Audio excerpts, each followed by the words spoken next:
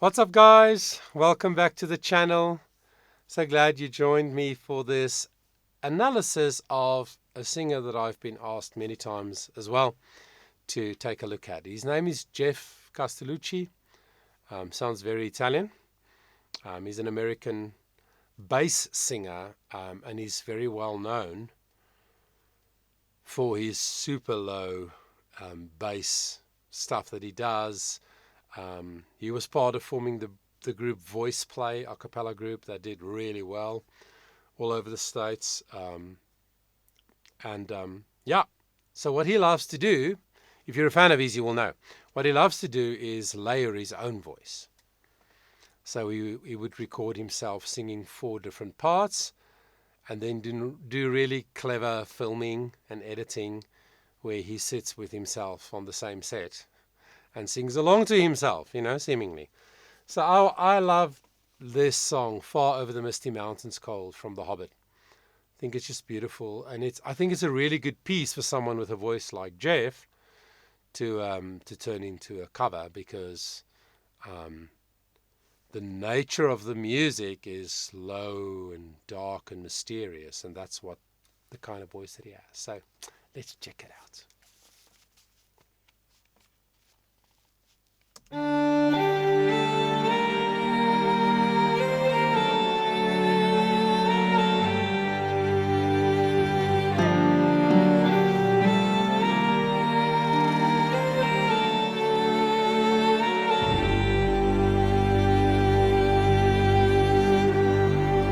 Wow.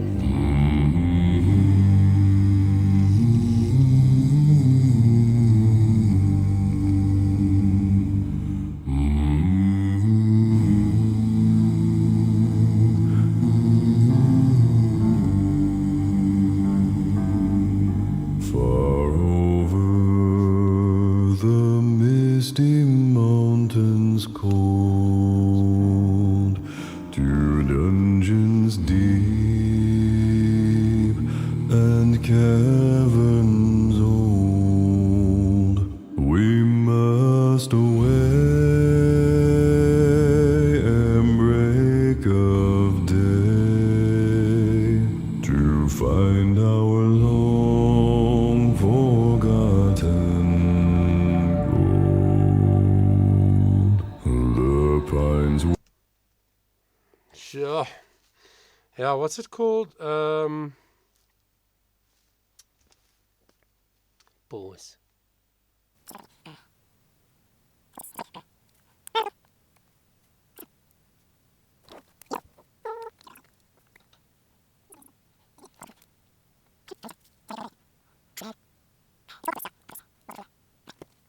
It's called octavists, bass singers who can sing super, super low. There's a very special technique that you can exercise and try to develop if you want to do that. So, I mean, this is it's not really G minor, it's a mode. So modes preceded major and minor. It came out of the Middle Ages in Western art music history.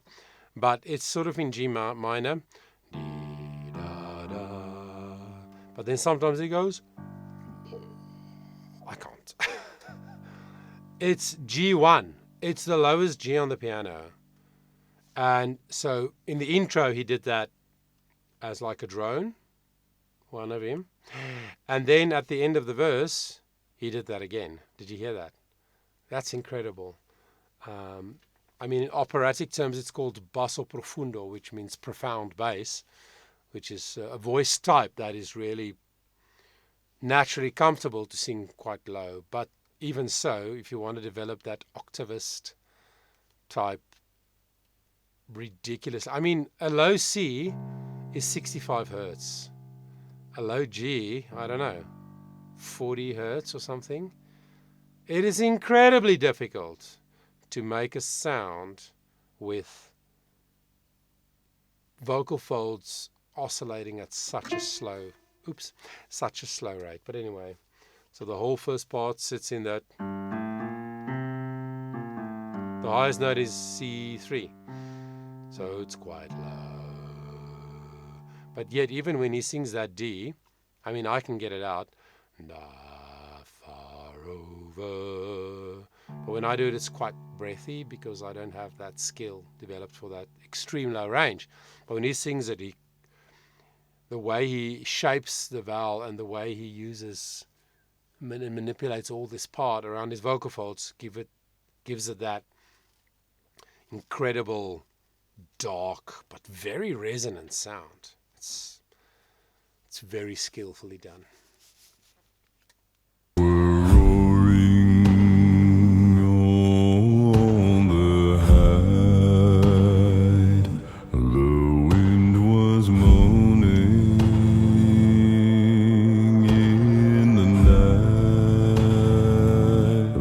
Fire was red, it flaming spread, the trees like torches blazed with light.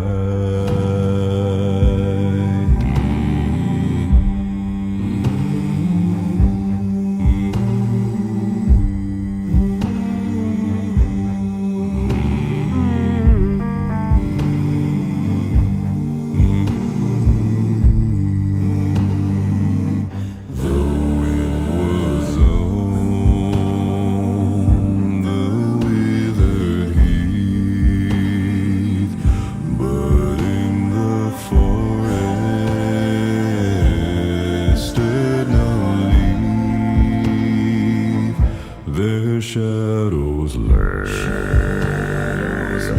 be night or day, and dark things silent crept beneath.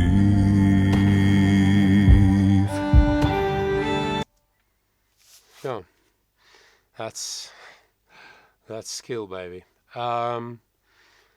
Yeah, so in this part that we just listened to, there are higher vocal lines. In that range, it's still below middle C, it's still not high. But he has the skill. I've heard him sing quite high. So there's a D, I heard a D, C, B flat around there, in a much lighter tone. So that just proves that Geoff has incredible control of his voice. He's clearly been working very hard.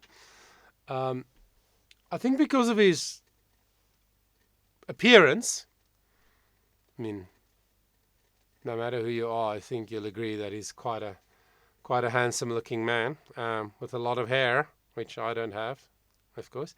But when I Googled him, I found out that he's 43 years old. He was born in 1980. So he turned 43 this last August. He doesn't look it. He looks younger. But anyway, he must have been working very hard for a long period of time to develop these skills. It's not just a gimmick. Oh, look at my low voice. No, he can sing supersonically low, like we just heard, and then quite low all the time, very comfortably, and then also higher. So the layering, it sounds like there are more than 4 vocal layers. There's also some synth pad in the background, and of course the percussion thing that's in there. So it's a cool arrangement because there's not too much. I don't think the song needs a lot. So I think he was clever in the way he went about that, the arrangement. But I think there are maybe even more than 4 vocal layers. It's hard to hear. But yeah, it's just a beautifully layered arrangement of all the voices and some interesting chords that you wouldn't necessarily expect in this sort of almost sea shanty type song. So beautiful. Let's hear the rest of it.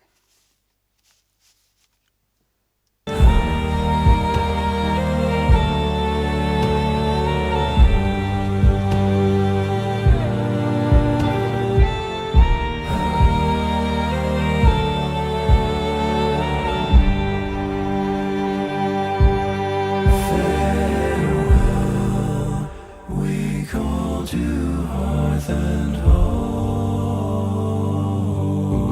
wind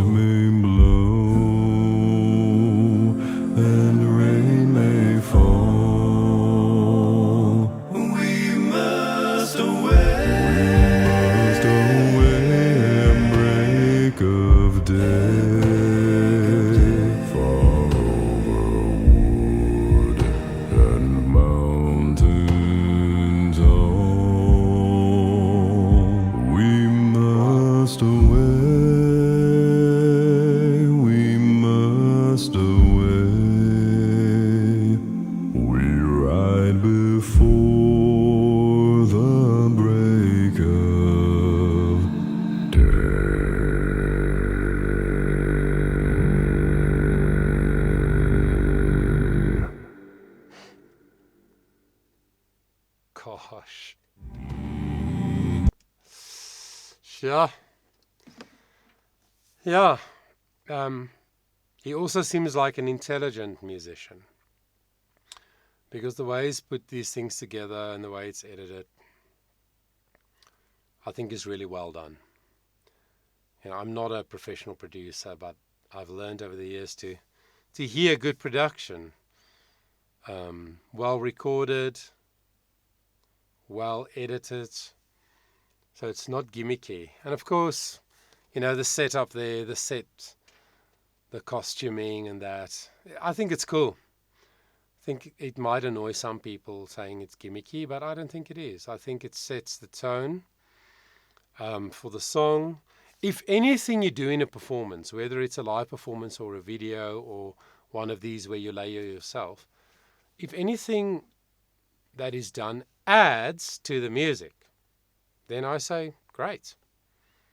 Even if it's not my taste, or, subjectively I don't love it, but I think the setup there really adds to the emotional connection that one has with that song, especially if you're a fan of The Hobbit, like I am. So yeah, beautifully done. And did you hear the higher parts?